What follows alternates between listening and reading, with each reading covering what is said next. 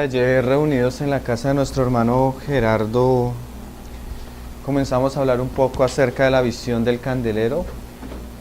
Hablamos acerca del material sobre el cual Dios quiso que su candelero fuera hecho. El material fue el oro, pero veíamos que en la visión el Señor realza que no es solo oro, sino que el oro debía ser puro. Entonces veíamos que el oro puro es la fe genuina que es producida por Dios a través de la predicación del Evangelio en las personas, en los oyentes que creen. Pero hoy quisiera enfatizar un poco y hablar un poco acerca de la purificación del oro. Entonces vamos a hablar ahí, leer desde Malaquías 3, verso 1. Esta es una de las muchas profecías mesiánicas que nos hablaban un poco acerca de la obra que venía a ser Cristo cuando en el cumplimiento de los tiempos. Y dice, Malaquías 3, verso 1. He aquí, yo envío mi mensajero, el cual preparará el camino delante de mí. Y vendrá súbitamente a su templo el Señor, a quien vosotros buscáis, y el ángel del pacto, a quien deseáis vosotros. He aquí viene, ha dicho Jehová de los ejércitos. Es una profecía claramente mesiánica acerca de la venida de nuestro Señor. Pero ahora se nos va a mostrar cuál era una de las obras que venía a ser el Mesías prometido. Y dice, ¿y quién podrá soportar el tiempo de su venida? ¿O quién podrá estar en pie cuando Él se manifieste? Porque Él es como fuego purificador y como jabón de lavadores. Ayer veíamos que la fe es preciosa, pero así como se prueba el oro por el fuego, es necesario que nuestra fe sea probada. Entonces en este pasaje vamos a ver cómo nosotros como oro debemos ser purificados. Y sigue diciendo, y se sentará para afinar y limpiar la plata. ¿Pero de qué está hablando? Está hablando de oro, de plata. ¿Qué es lo que el Señor quiere decir con este pasaje? Mira lo que dice. Porque limpiará a los hijos de Leví. O sea que ese trabajo del Señor con la plata, con el oro, se está refiriendo con sus sacerdotes. Él necesita hacer una obra en sus sacerdotes para purificarlos, porque ayer hablábamos de muchas características que nos hablan de un creyente que realmente ha conocido a Cristo. Cuando una persona conoce a Cristo, es una persona que de muchas maneras manifiesta ese nacimiento de nuevo. Pero nosotros conocemos a Cristo y tenemos el amor de Cristo, el deseo de Cristo, tenemos ganas de servirle a Cristo, pero tenemos que saber que hay muchas cosas en nosotros que todavía necesitan ser tratadas. Nosotros somos como un metal que tiene muchas impurezas y Dios necesita tratar con esas impurezas. Y Cristo es como aquel que afina la plata. O sea, Cristo va a quitar todas las impurezas de sus hijos para que el candelero sea de oro puro. Porque como decíamos ayer, al Señor le interesa tener una iglesia pero pura. Amén. Entonces vamos a seguir leyendo. Y dice, porque limpiará a los hijos de Leví, los afinará como a oro y como a plata. Y el fin de ese trabajo del Señor en nosotros es este. Y traerán a Jehová ofrenda en justicia. Y será grata a Jehová la ofrenda de Judá y de Jerusalén, como en los días pasados y como en los días antiguos. Entonces, la obra que el Señor va a hacer con los levitas, que claramente son los creyentes del nuevo pacto, va a hacer que ellos se acerquen de una manera que para Él va a ser agradable, un oro puro que para Él va a ser codiciable y deseable. Entonces, vamos a hablar un poco de la necesidad de ser pasados por el fuego para ser purificados. Amén. Entonces, yo quise escoger la vida de un hombre de un hombre que fue muy cercano al Señor Jesucristo, de un hombre que realmente amaba al Señor Jesucristo, pero que la Biblia nos muestra que en ese hombre, aunque amaba, caminaba con Cristo, deseaba servirle a Cristo, era uno de los personajes más cercanos a Cristo. Tú encuentras que en la vida de este hombre habían muchas impurezas que Cristo mismo debía tratar. Porque a veces nosotros, queriendo servirle al Señor, amando al Señor, no somos conscientes de lo que es impuro y lo que es extraño para el Señor, y el Señor sí lo sabe y Él lo va a tratar. Entonces vamos a hablar un poco, vamos a usar la vida de Pedro como ejemplo para nosotros, amén. Entonces vamos a leer el Evangelio de Mateo, varios pasajes que nos van a servir de ejemplo. Seguramente muchos nos vamos a sentir identificados porque vamos a hablar de Pedro, pero en realidad, en esencia, no somos muy diferentes a él. Entonces, Mateo capítulo 16. Nosotros podríamos decir que el oro precioso se encuentra en nuestro espíritu, que es todo lo que proviene de Dios, y que la escoria, que lo que no sirve, que lo que debe ser quitado, está en nuestra alma, lo que somos nosotros mismos. Mateo capítulo 16, desde el verso 13, vamos a leerlo, y dice: viniendo Jesús a la región de Cesarea de Filipo, preguntó a sus discípulos diciendo: ¿quién dicen los hombres que es el Hijo del Hombre? Ellos dijeron, unos Juan el Bautista, otros Elías, y otros Jeremías o alguno de los profetas. Él les dijo: ¿y vosotros quién decís que soy yo? Respondiendo Simón Pedro dijo: tú eres el Cristo, el Hijo del Dios viviente. Entonces le respondió Jesús: bienaventurado eres Simón, hijo de Jonás, porque no te lo reveló carne ni sangre, sino mi Padre que está en los cielos. Y yo también te digo que tú eres Pedro, y sobre esta roca edificaré mi iglesia, y las puertas del Hades no prevalecerán contra ella. Allí quedamos en el día de ayer, en este pasaje. Pedro ve a Cristo, la revelación que Pedro tiene de Cristo hace que Dios le revele a través de su Hijo algo que es precioso para el Hijo, que es la iglesia. Cada vez que nosotros nos encontramos a Cristo y realmente nos acercamos y Él nos abre su corazón, encontramos que en el corazón de Cristo está la iglesia. Pero para que nosotros podamos trabajar, cooperar y participar en lo que Dios quiere hacer en la iglesia, en el lugar donde Dios nos ha puesto, nos vamos a encontrar con otras cosas en el camino. O sea, yo me encuentro a Cristo, después de encontrarme a Cristo, seguramente me voy a encontrar a la iglesia, y después de encontrarme a la iglesia me va a encontrar otro asunto: la cruz. Porque la cruz es el instrumento que Dios va a usar para tratar con las impurezas de mi alma. Entonces ahí seguimos en el pasaje y dice... Y mira lo que le dice el Señor a Pedro: y a ti te daré las llaves del reino de los cielos, y todo lo que atares en la tierra será atado en los cielos, y todo lo que desatares en la tierra será desatado en los cielos. Imagínate que el Señor le da tremenda revelación a Pedro, y no solo le da tremenda revelación a Pedro, sino que le entrega las llaves de su reino a Pedro. Todo lo que Dios iba a hacer a través de su iglesia, de sus siervos, lo estaba poniendo en las manos de Pedro. Imagínate cómo se debió haber sentido Pedro ante tal privilegio. Yo pienso que tal vez Pedro comenzó a mirar de otra manera, a sentir de otra manera, comenzó de pronto a mirar los hermanos de otra manera, porque el privilegio que el Señor le estaba dando era grande. Era algo exclusivo, hermano. Había lugares donde Cristo entraba con 2 o 3 hombres, y uno de esos era Pedro. Había cosas que solo hacía ese círculo íntimo del Señor, entre los cuales estaba Pedro.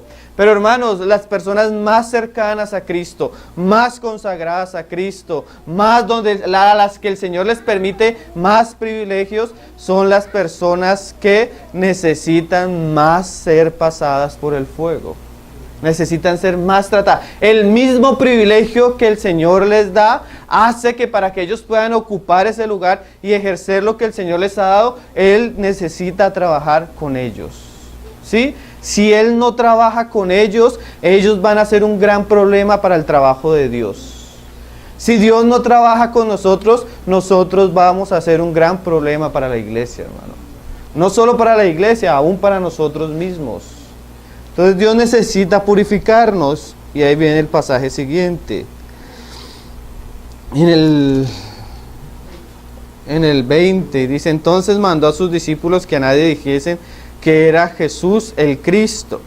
Desde entonces comenzó Jesús a declarar a sus discípulos que le era necesario ir a Jerusalén y padecer mucho de los ancianos y de los principales sacerdotes y de los escribas, y ser muerto y resucitar al tercer día. Entonces Cristo le da revelación a Pedro, pero le muestra a Pedro que todo lo que le acaba de mostrar, para que sea llevado a cabo, Cristo necesita ir a la cruz.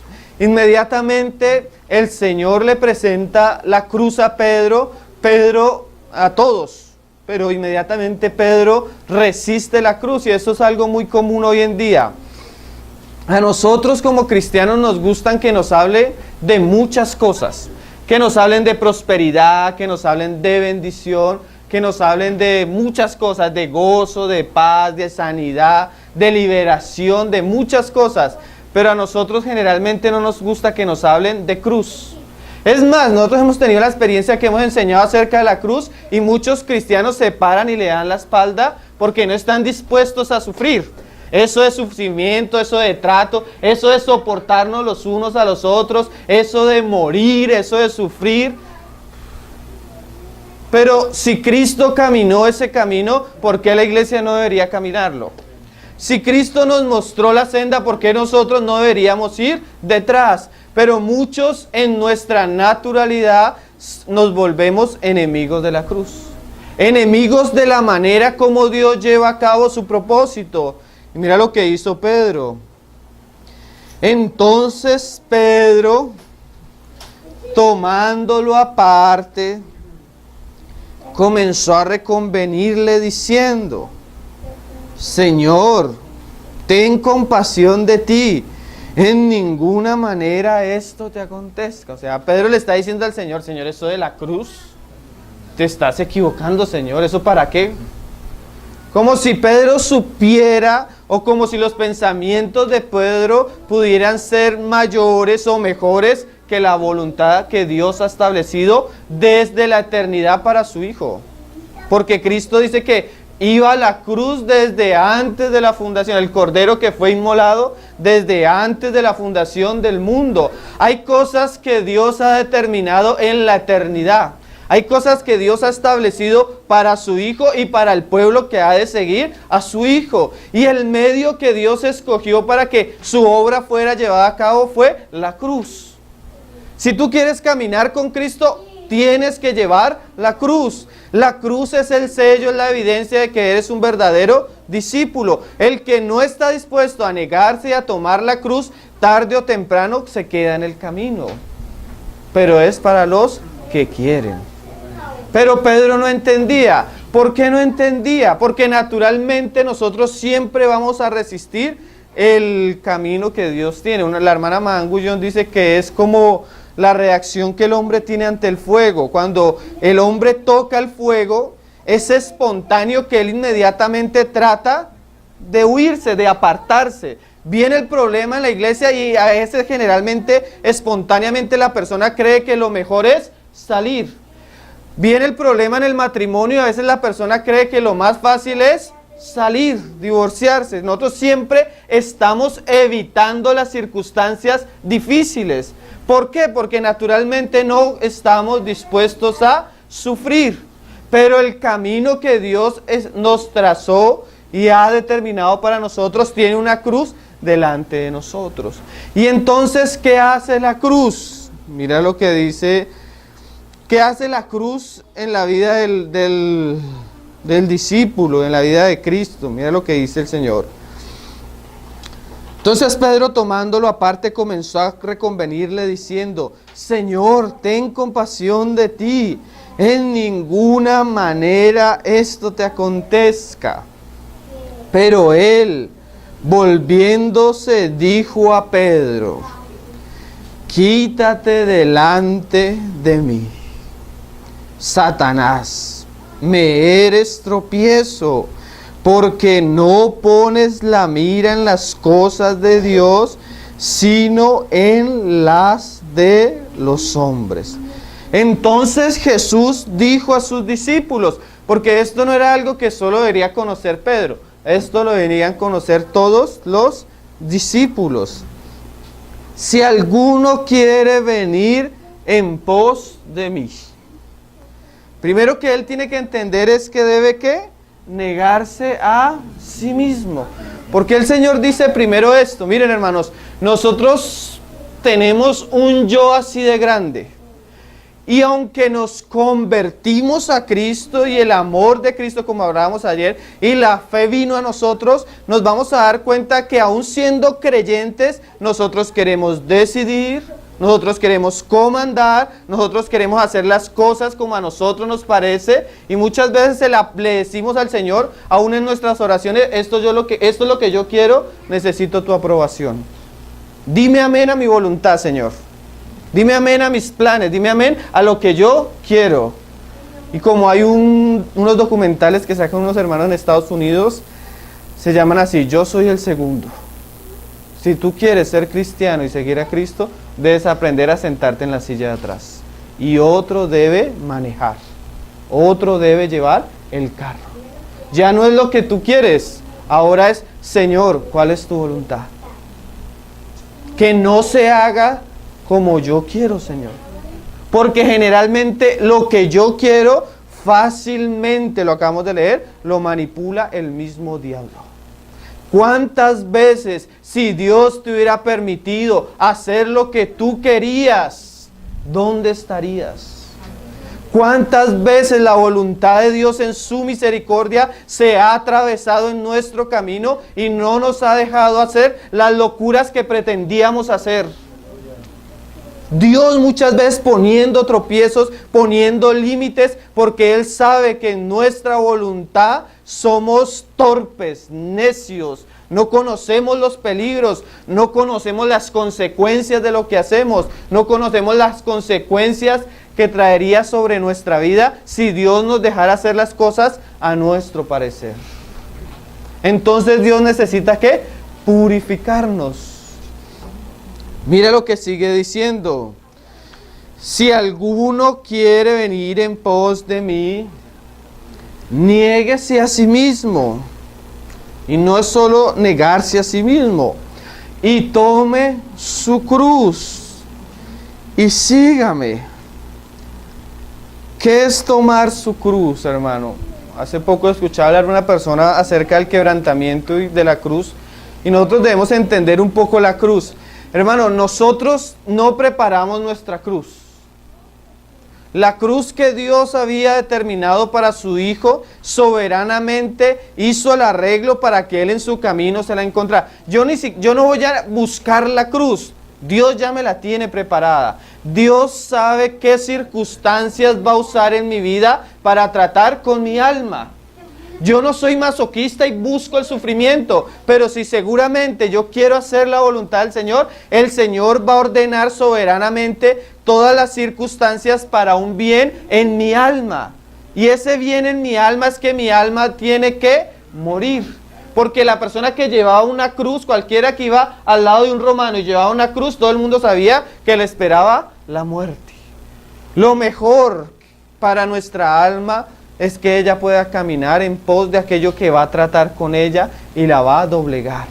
Porque hasta el momento, como decíamos ahorita, tenemos un Pedro con un yo tan grande que si ese yo no es tratado, ese yo va a causar problemas terribles en la iglesia. Y Dios necesita tener un candelero de oro, pero de oro puro. Pero para que sea puro necesita quitar las impurezas. Entonces vamos a ver la manera como Dios quita las impurezas de Pedro. Y sigue diciendo, y tome su cruz y sígame. Y ahí vamos a ver de qué está hablando el Señor. Porque todo el que quiera salvar su vida, y en el griego salma, la perderá. Y todo el que pierda su vida por causa de mí, la hallará. ¿Qué le está diciendo el Señor a sus discípulos? Si ustedes quieren salvar su alma, deben estar dispuestos a entregarla, a perderla, a ponerla a los pies del Señor. Como en el caso de Abraham y Isaac. Abraham, entrégame al hijo. ¿Cuál hijo? Al que tú amas. Porque Abraham tenía 2 hijos. ¿Sí se acuerdan? Ismael, que fue el hijo con la esclava, y Isaac, el hijo de la promesa. Y el Señor, para tratar con nosotros, y eso es muy común, va a usar las cosas que amamos. Dios no te va a pedir lo que tú no amas, porque eso no te va a doler. ¿Sí? Es más, Abraham trató de deshacerse de Ismael y no pudo, Dios no lo dejó. Pero Dios le dice, tráeme al hijo al que tú amas. Las cosas que más amamos, las personas que más amamos, generalmente son las cosas que Dios va a usar para penetrar profundamente en nuestro interior, para cortar y herir lo más profundo de nuestro ser. Porque muchas veces la impureza está tan pegada a nosotros que solo una herida profunda y real va a cortar con eso que no le agrada al Señor. Abraham. ¿Y ustedes creen que fue fácil para Abraham? Imagínate, él caminó varios días en pos del lugar donde habría él voluntariamente de sacrificar a su propio hijo. Pero miren esto, hermano, cuando Abraham ofrece a su hijo, bueno, todos sabemos que Dios puso un sustituto. Inmediatamente le dice el Señor a Abraham, Abraham, mira las estrellas del cielo y mira la arena del mar. Abraham le entrega un hijo a Dios y Dios le dice, mire, así será tu descendencia. Porque cuando nosotros ponemos en el altar de Dios lo que amamos y permitimos que Dios trate con eso, Dios nos lo devuelve resucitado. Ya no lo voy a sostener yo en mi naturalidad, sino ahora viene mi hijo con la bendición de Dios, con la bendición de la resurrección. Ya no es mi hijo, ahora es el hijo de Dios. ¿Sí? ¿Y eso qué hizo? Que yo me desprendiera, hermano. Porque a veces, aunque somos cristianos, tenemos cosas así, que no queremos soltar. ¿Y eso qué quiere decir? Que nuestro yo es terriblemente fuerte, hermano. Y Dios necesita luchar con nosotros. Y a veces no lo entendemos a la primera, hermano, ni a la segunda. Y Dios tratando y tratando y tratando con nosotros. Porque Él necesita purificarnos para tener un candelero puro, libre de nuestro yo, libre de nuestras necesidades, de nuestra inmundicia, de nuestro amor propio. ¿Sí? Y dice en el 26, ¿por qué aprovechará el hombre si ganare todo el mundo y perdiere su alma? ¿O qué recompensa dará el hombre por su alma? Porque el Hijo del Hombre vendrá en la gloria de su Padre con sus ángeles y entonces pagará cada uno conforme a sus obras. De cierto os digo que hay algunos de los que están aquí que no gustarán la muerte. O sea, algunos no iban a estar dispuestos a morir hasta que no hayan visto al Hijo del Hombre viniendo en su reino. Pero ya es tarde. ¿Se acuerdan de la parábola de las 10 vírgenes? Levántense, ya viene el Señor. Las 10 vírgenes eran creyentes que habían muerto. Viene el Señor en su regreso y se van a levantar las 10 y unas se dan cuenta que tenían más luz que las otras. Las que no tenían luz, ¿qué hacemos? Y las otras, pues vayan, paguen el precio. Pero ya había pasado el tiempo. Mire, hermano, usted va a tener la oportunidad de morir y llevar la cruz por Cristo muchas veces aquí en la tierra. Pero muchas veces va a ser oportunidades. No deje que se le pase el bus. Porque si usted no permite que la obra de Dios trabaje en usted, va a ser como aquellas vírgenes que no tenían aceite. Porque para tener aceite hay que pagar un precio. Y el precio es morir a nosotros mismos. Solo el creyente que constantemente está dispuesto a ir a la cruz es el creyente que tiene aceite. Tiene una vida espiritual que fluye, que salta, que es abundante, que es gozosa. ¿Sí? el Espíritu muchas veces en el Antiguo Testamento era una figura de muchas maneras, y muchas veces para que hubiera aceite tenían que espichar las aceitunas, las olivas. A veces tenemos que estar dispuestos a que Dios trate con nosotros para que lo puro salga de adentro. Sigamos. Entonces, Pedro comienza a darse cuenta que aunque tiene revelación, que aunque tiene un llamamiento tremendo de Dios, él va a entender que necesita cargar la cruz. ¿Sí? Para purificación de su alma. En el capítulo siguiente seguimos con Pedro. 6 días después, Jesús tomó a Pedro y a Jacob y a Juan, su hermano, y los llevó aparte al monte alto, a un monte alto, y se transfiguró delante de ellos, y resplandeció su rostro como el sol, y sus vestidos se hicieron blancos como la luz. Y he aquí les aparecieron Moisés y Elías hablando con él. Mira qué experiencia, hermano. El Señor llama a 3 hombres, entre ellos a Pedro, lo sube al monte alto. El monte alto siempre figura la presencia de Dios, y en medio de esa situación se le revela glorificado. En el capítulo anterior teníamos a Pedro confesando una revelación que es esencial, el fundamento de la fe. Y ahora tenemos a Pedro viendo a Cristo glorificado. Pero hermanos, muchas veces los momentos más gloriosos, los momentos más sublimes que Dios nos permite tener como creyentes y aún como iglesia son manchados por nuestra carne. ¿Sí? Porque todavía hay impurezas en Pedro. Pedro va a aprender, porque eso no lo sabía, hermano, que en la casa de Dios, para él poder andar, tiene que quitarse los zapatos. ¿Sí se acuerdan cuando el Señor llama a Moisés? Moisés, quítate los zapatos, porque estás pisando tierra santa. Generalmente una de las características de nuestro yo es que es impulsivo, que es precipitoso, que es torpe, que estira la mano, que hace cosas que no debería hacer, que habla en los momentos que no debería hablar. Sí, a veces la reunión, pudiendo ser un momento de adoración y de gloria al Señor, se vuelve un momento de contiendas, de disensiones.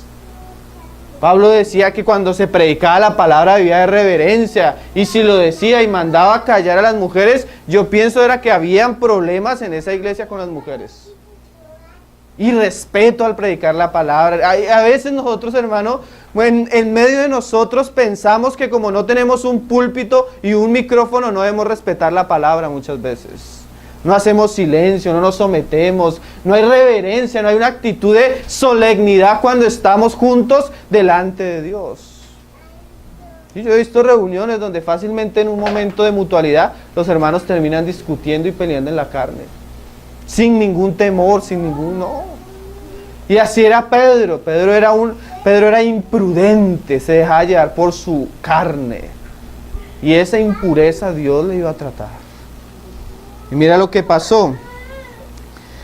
Entonces Pedro dijo a Jesús: Señor, bueno es para nosotros que estemos aquí. Si quieres, hagamos aquí 3 enramadas, una para ti, otra para Moisés y otra para Elías. Mientras él aún hablaba, o sea, yo pienso que Pedro iba a decir muchas más cosas. Solo que el Señor se le atravesó, y eso es una experiencia muchas veces en nosotros.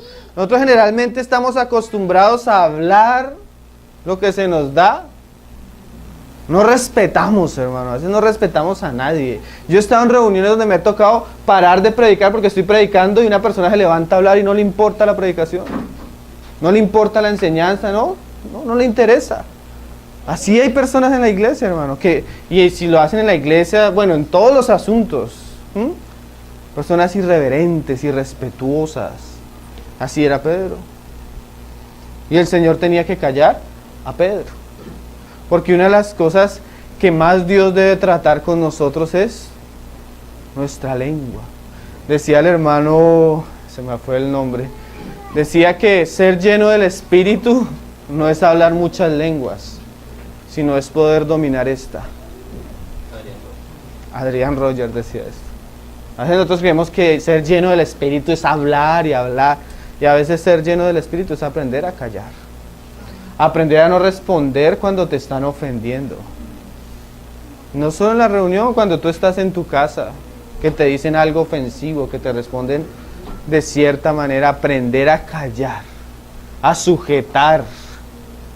Dice Santiago que un barco gigante se domina con un timón chiquito. Y si nosotros no aprendemos a dominarnos y a dominar nuestra lengua, hermano, y Dios necesita tratar, porque generalmente lo vamos a hacer. ¿Cómo Dios trata con nuestra lengua? Muchas veces hablamos y se levanta el problema. ¿Sí? Y el Señor nos va a enseñar a través de esas situaciones que nuestra lengua es muy peligrosa, hermano. Y dice el Señor, a veces el Señor permite que otras personas nos callen. Pero imagínate, a este Pedro lo cayó Dios mismo. Desde el cielo, hermano. Qué cosa tremenda, ¿no? Y dice, mientras él aún hablaba, una nube de luz los cubrió. Y he aquí una voz desde la nube que decía, este es mi Hijo amado, en quien tengo complacencia. A él oí. ¿Qué le está diciendo el Señor a Pedro? Pedro, hay alguien que sí debe hablar y que se debe escuchar. Y no eres tú, Pedro. A veces el Señor necesita decirnos eso. A veces Dios, una de las maneras, hermano, que Dios usa para tratar con nosotros y limpiarnos de nuestra impureza, es llevarnos a tiempos donde no podemos hablar. Oye, no hay nada más, decía el hermano Agustín Espar, no hay nada más terrible para un predicador que pasar un tiempo donde Dios no le permita hablar. Y a veces Dios, para podernos permitir hablar, necesita callarnos por buen tiempo. ¿Sí? Para purificarnos, para limpiarnos. Y dice, al oír esto, los discípulos se postraron sobre sus rostros y tuvieron gran temor. Mira que yo tengo un amigo, un hermano, compañero en el Señor, que un día fue a una reunión. La persona que tenía que ir a predicar no fue, no llegó. Entonces él creyó que para él era muy fácil pararse a predicar. Se paró a predicar, salió de la reunión y el mismo Señor le dijo, ¿y quién te puso a ti a predicar? Hermano, el hermano dice que duró 3 años en el que el Señor lo permitía ir a la reunión y nunca le dejaba hablar. Porque a veces hablamos cuando no tenemos que hablar. A veces nosotros somos los que dirigimos el barco, ¿no? Y Dios necesita tratar con eso. Pero mira la experiencia, lo que produjo. Al oír esto, los discípulos se postraron sobre sus rostros y tuvieron gran temor. Dios necesita enseñarnos, hermano, que subir nuestra vida cristiana, nuestra vida de iglesia, nuestra vida de familia, es un lugar donde el Señor está presente. Y debemos aprender a ser reverentes en todo tiempo. Debemos aprender a conducirnos de una manera en la cual tratemos de honrar al Señor en todo lo que hacemos. Lo que hablamos, lo que no hablamos. No solo en la iglesia, no solo en las reuniones. Hermanos, es muy común que a mí un hermano me diga algo en la reunión y yo por respeto a la reunión no diga nada. Pero si me lo dice mi esposa, ay, a veces sí no me quedo callado. ¿Sí? A veces como que pierdo el sentido de reverencia. Cuando estoy con los hermanos y me ven, yo hablo de cierta manera. Cuando estoy en la casa a veces no hablo igual. ¿Sí? El Señor nos enseña a ser reverentes y con temor en todo. Entonces, ¿qué sacó a la luz el Señor con esta experiencia? Que Pedro necesitaba ser purificado. Y dice, entonces Jesús se acercó y los tocó y les dijo, levantaos y no temáis. O sea, la experiencia que el Señor tiene con Pedro no es para derribar a Pedro, sino Él quiere purificarlo. Acuérdense que Dios está preparando a Pedro, lo está pasando por ciertas cosas para hacer de él algo útil, algo precioso, algo para su gloria. Seguimos con Pedro. Más adelante volvemos a encontrar a Pedro con otra experiencia. Creo que está en el capítulo 26. Capítulo 26, verso 30. Dice: y cuando hubieron cantado el himno, salieron al monte de los olivos. Entonces Jesús les dijo: todos vosotros os escandalizaréis de mí esta noche, porque escrito está: heriré al pastor y las ovejas del rebaño serán dispersadas. Pero después que haya resucitado, iré delante de vosotros a Galilea. Era una profecía, era algo que iba a suceder. El Señor le dice a sus discípulos: voy a pasar esto y ustedes van a ser dispersados, pero yo voy a resucitar, y después de que resucite esto, todo está bien ahí. Pedro si hubiera callado, no hubiera pasado nada. Era algo que iba a suceder. Respondiendo Pedro.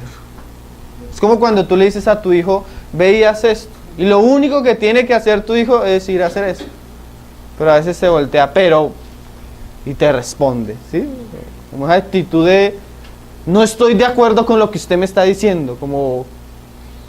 Y Pedro le responde y le dice: aunque todos se escandalicen, y ahí por eso decíamos que Pedro tenía un yo muy grande, mire: yo nunca me escandalizaré. Y esa es una de las cosas más terribles. Proverbios dice que antes de la caída viene la soberbia de corazón. Hermanos, nosotros podemos haber recibido lo que el Señor haya querido darnos, haber sido llamados de la manera que el Señor nos haya querido llamar, pero eso no nos hace mejor que nadie. Es más, generalmente el Señor le permite encontrarse con personas que son más piadosas, que oran más, que se consagran más, que estudian más, que predican mejor que nosotros. Porque nosotros no somos mejores que nadie, hermano. Y el Señor le va a enseñar a Pedro que ese yo tan subido tenía que caer. ¿Sí? Porque a veces, como oramos, como nos consagramos, a veces miramos a los hermanos como hacia abajo, ¿no? Yo me reúno más, yo leo más, yo escucho más prédicas, soy más constante. Entonces comienzo a mirar a los otros como así por encima. Y no se va a dar cuenta Pedro que su caída va a ser terrible.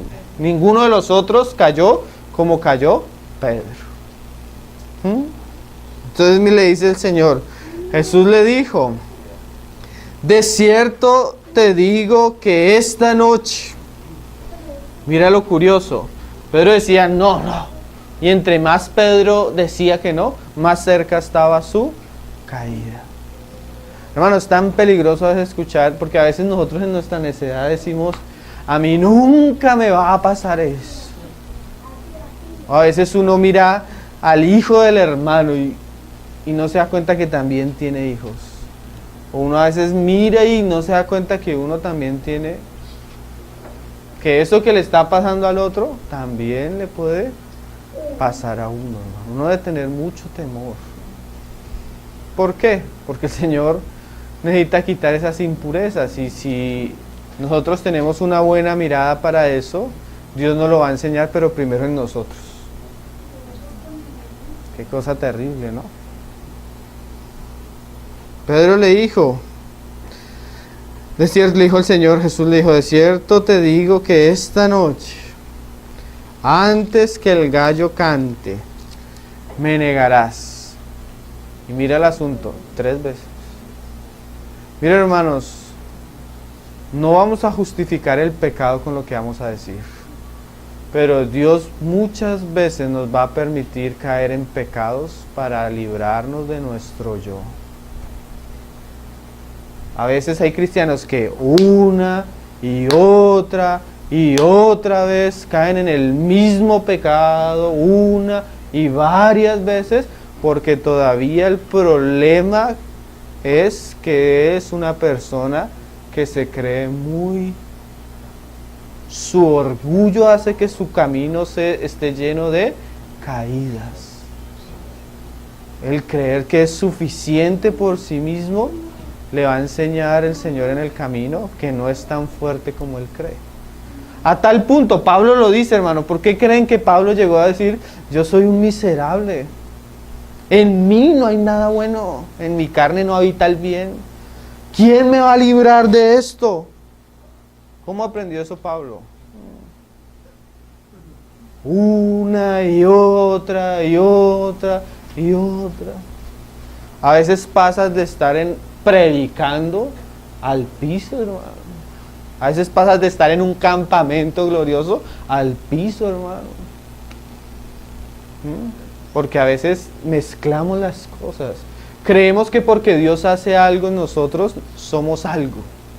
Pero no nos acordamos que todo lo que Dios hace con nosotros es por gracia. No por nosotros, hermano. Ni para nuestra gloria. Porque a veces tenemos la tendencia a robarle la gloria al Señor, hermano. Y Dios no comparte su gloria con nadie. Cuando Dios huele que nosotros le estamos robando algo de su gloria, se hace a un lado y nosotros solos no podemos hacer nada, hermano. Nos deja nuestra locura. Y en nuestra locura una y otra vez. Por boca de 2 o 3 testigos. El Señor le permitió tener 3 testigos de caída a Pedro para aprender. Qué cosas, ¿no? Y dice, me negarás 3 veces. Pedro le dijo, imagínate, Pedro todavía seguía peleando, todavía seguía confiando. Aunque me sea necesario morir contigo, no te negaré. Y todos los discípulos dijeron lo mismo. ¿Saben que una de las cosas terribles de nuestra naturalidad, de nuestro yo, de nuestra carne? Que despierta la carne en otros, hermano. ¿Te imaginas? Si tú eres impulsivo, imprudente, las personas que van a estar contigo se van a volver así. Qué cosa seria, ¿no? Si tú eres orgulloso, prepotente, los que están detrás tuyo se van a volver así. Dice, y todos los discípulos dijeron lo mismo. Entonces llegó Jesús con ellos a un lugar que se llama Getsemaní, y dijo a sus discípulos, sentaos aquí entre tanto que voy allí y oro. Y como Pedro no lo va a negar y va a morir por el Señor, entonces el Señor le va a pedir una pequeña comisión a Pedro. Pues como está dispuesto a morir, ven Pedro, ora conmigo. Hermano, a veces nosotros estamos dispuestos a hacer tantas cosas y no podemos orar ni una hora. ¿Tú ves la vergüenza muchas veces de nuestra experiencia? Señor, yo quiero hacer esto, yo quiero hacer esto, yo quiero hacer esto. Y no somos capaces de pasar una hora delante del Señor. Nos quedamos dormidos. Preferimos ver televisión, internet, música, mis amigos, muchas otras cosas. Pero no somos capaces de orar una hora. Pero Señor, no te voy a negar. ¿Sí? Nos creemos suficientes y fuertes. Y en las cosas que deberíamos ser diligentes y fieles, no lo somos.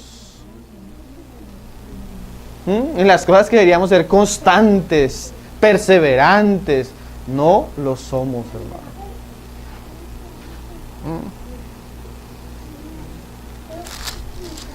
Y dice, y tomando a Pedro y a los 2 hijos de Zebedeo, comenzó a entristecerse y a angustiarse en gran manera. Entonces Jesús les dijo, mi alma está muy triste hasta la muerte, quedaos aquí y velad conmigo. Yendo un poco adelante, se postró sobre su rostro, orando y diciendo, Padre mío, si es posible, pasa de mí esta copa, pero no sea como yo quiero, sino como tú. Vino luego a sus discípulos y los halló durmiendo. Y dijo a Pedro, ¿por qué no le dijo a los otros? Porque Pedro era el que no lo iba a negar. Le dijo a Pedro, así que, mira como esa pregunta del Señor, como curiosa, ¿no? Así que no habéis podido velar conmigo una hora. O sea, Pedro, ¿usted está dispuesto a hacer tantas cosas y no puede velar una hora? Qué problema, ¿cierto, hermanos? Velad y orad para que no entréis en tentación. El espíritu a la verdad está dispuesto, pero la carne es débil. Esas son dos verdades muy tremendas, hermano. La carne, de verdad, hermano, es débil. Cualquier oportunidad que tú le des a tu carne te va a traicionar. Eso es inevitable, hermano. Eso es parte de la naturaleza humana. Nosotros le damos lugar a nuestra carne y nuestra carne nos traiciona. Nuestra carne es peligrosísima. Yo siempre cuento una anécdota para entender un poco el asunto. Una vez estaba yo con un amigo en un parque. Tenía un perro, un pitbull de esos de pelea, y lo tenía con bozal. Lo tenía amarrado y lo tenía sujeto. Así es nuestra carne. Nuestra carne es como un animal peligroso, hermano, el que tú tienes que tenerlo sujeto. En algún momento, no sabe él cómo, se le soltó y se le cayó el bozal. Un descuido. Cuando volteamos a mirar, iba pasando un perrito. El perro grande se le mandó a coger al perrito, hermano, lo cogió de acá del cuello. Le pegamos con piedra, le echamos agua, con todo lo que encontramos, y no lo soltó. Así es nuestra carne, hermano. Si tú le das lugar a la carne, si tú no velas, si tú no eres una persona de oración que está constantemente poniendo a los pies tu carne es un animal terrible, hermano. Y te va a llevar a hacer cosas terribles. Tú no te imaginas hasta dónde tu carne te puede llevar, hermano. A veces hay creyentes que dicen que uno exagera cuando dice esas cosas, pero muchas experiencias, jovencitos, jovencitas, hermanos mayores, que andaban en medio nuestro y le dieron lugar a su carne, terminaron en cosas terribles, hermano. Pero también el espíritu a la verdad siempre está dispuesto, pero debemos ejercitarnos en las cosas que son del espíritu. Y dice, otra vez fue y oró por segunda vez diciendo, Padre mío, si no puedes pasar de mí esta copa sin que yo la beba, hágase tu voluntad. Vino otra vez y los halló durmiendo, porque los ojos de ellos estaban cargados de sueño. Y dejándolo se fue de nuevo y oró por tercera vez diciendo las mismas palabras. Entonces vino a sus discípulos y les dijo, dormid ya y descansad. O sea, si quieren dormir, duerman ya. Esto es otro asunto tremendo, hermanos. Generalmente, Dios, para librarnos de nosotros mismos, usa una manera. Dios nos manda muchas veces y nos muestra claramente cuál es su voluntad. Su voluntad es que yo ore, su voluntad es que yo estudie las palabras, que me consagre, que muchas cosas. Y generalmente en el camino nos damos cuenta que aunque sabemos la voluntad del Señor y queremos hacerla, no tenemos capacidad. ¿Qué nos está mostrando Dios? Que no es por nosotros mismos, hermano. Lo que Dios va a hacer en nosotros no es por nuestras propias fuerzas. Necesitamos otra fuerza, otra capacidad, otro que nos va a proveer la potencia, la fuerza para hacer lo que el Señor quiere de nosotros. Pero primero necesita librarnos de nosotros mismos. El hermano Washmani cuenta una historia que una vez estaba pescando con varios hermanos y un hermano cayó al lugar donde estaban pescando y no sabía nadar y comenzó a ahogarse, y entre ellos había uno que era experto, como que era un pescador y todo. Entonces todos comenzaron a ver al que sabía nadar y comenzaron a decirle que se botara a sacar al otro, y el hermano lo miraba y no se metía, y el otro ahogándose y ahogándose. Cuando ya hizo como el último suspiro, que ya comenzó a hundirse, ahí sí el hombre se mandó y lo sacó, y le preguntaron después que por qué no lo había sacado antes. Entonces le dijo que como todavía tenía fuerza, podía ahogarlo a él mismo y al otro que se mandara a sacarlo. Entonces que tenía que dejar que él acabara con todas sus fuerzas. Y a veces nosotros estamos todavía en eso, hermano, luchando en nosotros mismos, con nuestras propias fuerzas. Hermano, así es la vida de iglesia. A veces luchamos y luchamos y luchamos con nuestras propias fuerzas para que Dios haga algo, y Dios nos deja desahogarnos en nosotros mismos hasta que nos hagamos un lado. Nosotros somos llamados a ser testigos de Dios. ¿Saben qué es ser testigos de Dios, hermano? a sentarnos y ver lo que Dios va a hacer en medio nuestro. Un testigo no hace nada, hermano. Un testigo está atento a lo que otro va a hacer. Muchas veces los problemas en la iglesia no es porque no hagamos, es porque hacemos cosas que Dios no nos ha mandado. Y Dios quiere que aprendamos primero que todo. Hay un libro precioso de Weishman y sentados, andar y estar firmes. Pero primero, antes de andar, debemos sentarnos, hermano. Y a veces Dios quiere que aprendamos a morir a nuestros planes, hermano. ¿Cuántas veces, Señor, vamos a hacer esto y son puros planes nuestros, ¿no? Y se vuelven como arena movediza. Cada vez que hacemos algo, más nos hundimos en nuestra fuerza, ¿no? Y Dios necesita librarnos de eso. Y dice, otras veces fue y oró por segunda vez diciendo, Padre mío, si no puedes pasar de mí esta copa sin que yo la beba, hágase tu voluntad. Vino otra vez y los halló durmiendo porque los ojos de ellos estaban cargados de sueño. Y dejándolo se fue de nuevo y oró por tercera vez diciendo las mismas palabras. Entonces vino a sus discípulos y les dijo, dormid ya y descansad. He aquí la hora, ha llegado la hora y el Hijo del Hombre os es entregado en manos de pecadores. Seguimos en el 47. Mientras todavía hablaba, vino Judas, uno de los 12, y con él mucha gente, con espadas y palos de parte de los principales sacerdotes y de los ancianos del pueblo, y el que entregaba les había dado señal diciendo, al que yo besare, ese es, prendedle. Y enseguida se acercó a Jesús y dijo, salve maestro, y le besó. Y Jesús le dijo, amigo, ¿a qué vienes? Entonces se acercaron y echaron mano a Jesús y le prendieron. Pero uno de los que estaba con Jesús, ¿quién era ese? Pedro. Mira lo curioso, hermano. Pedro ha prometido defender a su Señor hasta la cárcel. Y lo va a hacer, pero lo va a hacer en su propia carne. Y va a ser peor el problema. Mira lo que dice. Extendiendo la mano, sacó su espada e hiriendo a un siervo del sumo sacerdote, le quitó la oreja. Entonces Jesús le dijo, vuelve tu espada a su lugar, porque todos los que tomen a espada perecerán. Mira esta pregunta, ¿acaso piensas que no puedo ahora orar a mi Padre y que Él no me daría más de 12 legiones de ángeles? Pero ¿cómo entonces se cumplirían las escrituras de que es necesario que así se haga? Miren, hermanos, nosotros debemos saber una cosa. Lo que Dios ha dicho que va a hacer, Él lo va a hacer. Nosotros no necesitamos meter nuestra carne, hermano.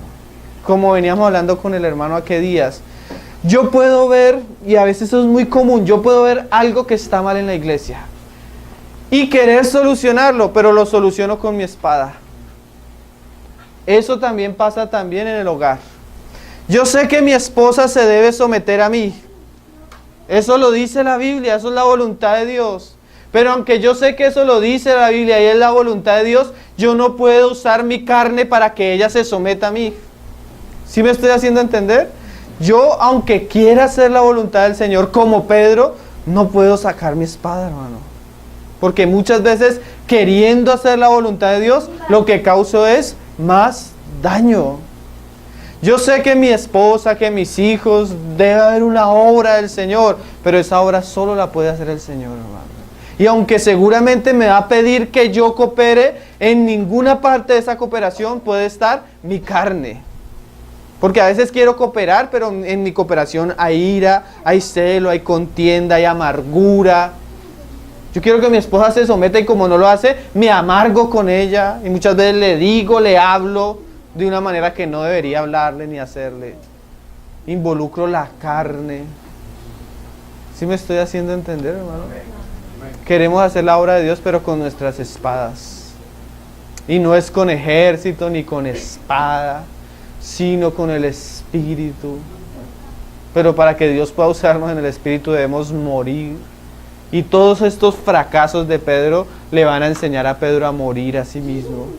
Porque hermanos, que hayamos fracasado no quiere decir que hayamos sido reprobados. Que hayamos fracasado quiere decir que Dios necesitaba sacar muchas cosas de nosotros. Y los fracasos nos sirven para darnos cuenta que está mal en nosotros, hermano. Dios es misericordioso y muchas veces usa nuestros fracasos para revelar lo que hay en nosotros, pero no nos desecha. Él no corta el pábilo que humea. El Señor es bueno. ¿Hace cuánto nuestras rebeliones nos hubieran podido sacar del camino? Pero el Señor a veces hasta usó nuestras rebeliones para madurarnos y enseñarnos. ¿Sí? ¿No ha tenido esa experiencia usted?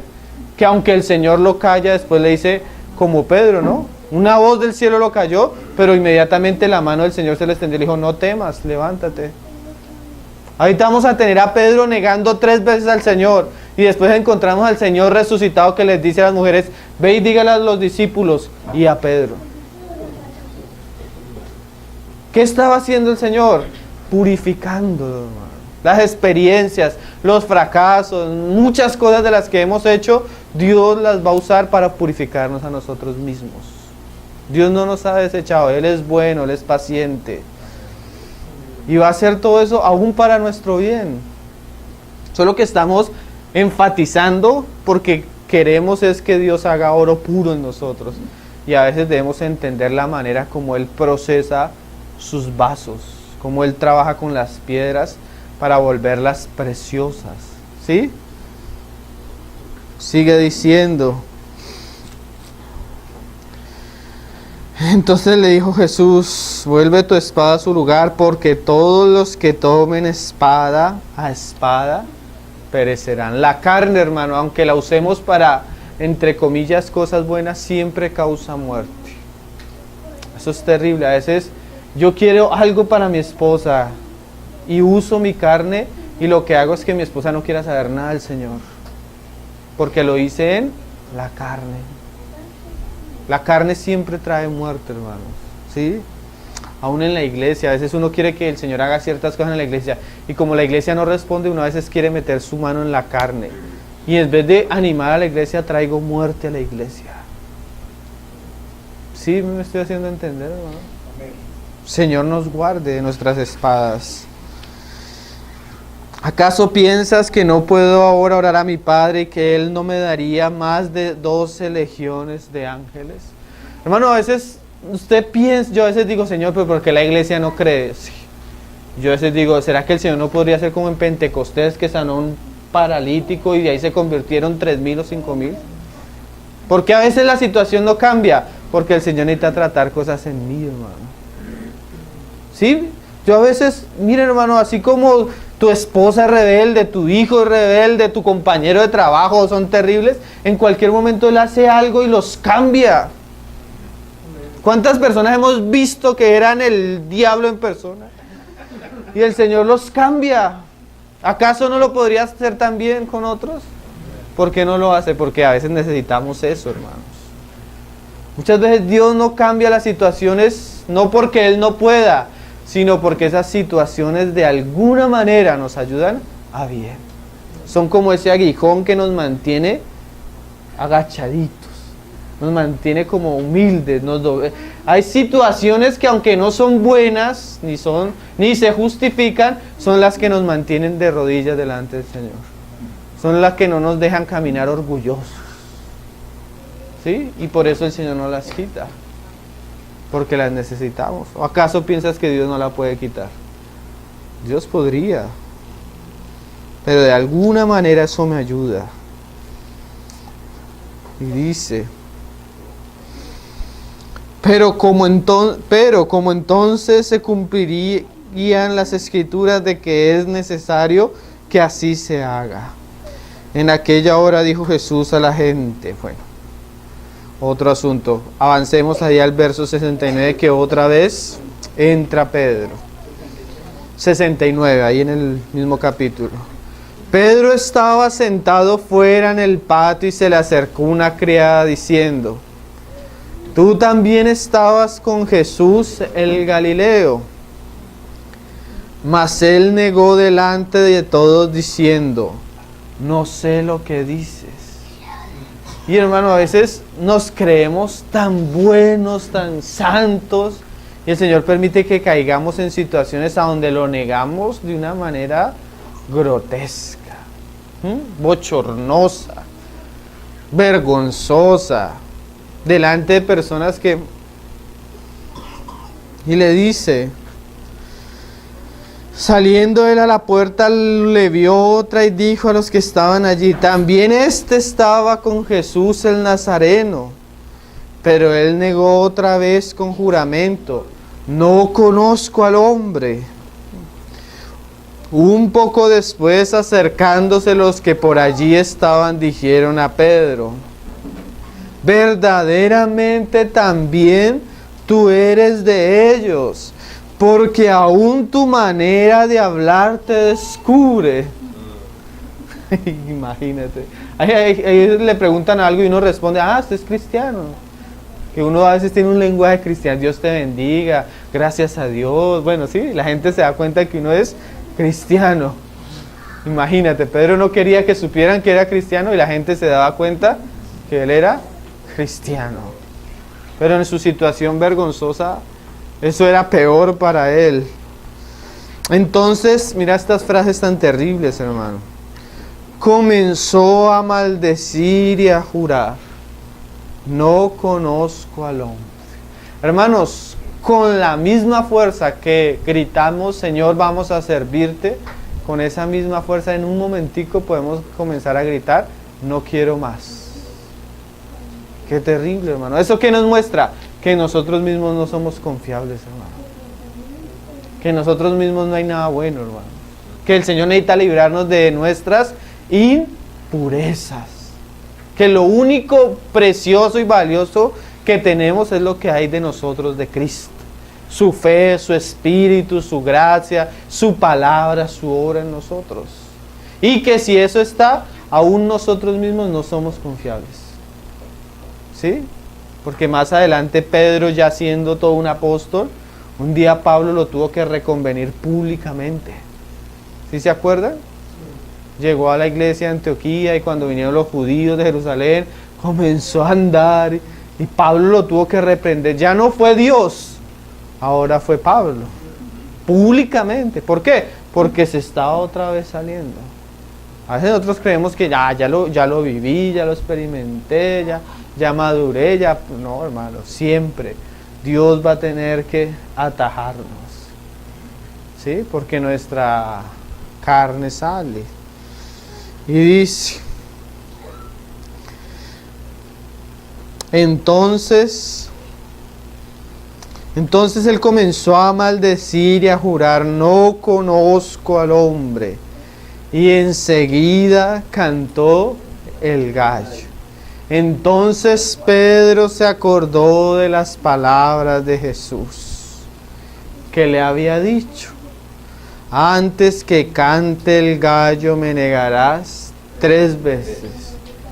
Y saliendo fuera, lloró amargamente. Ese llanto de amargura, ese llanto de dolor, esa experiencia terrible, vergonzosa, era una experiencia sanadora, hermano.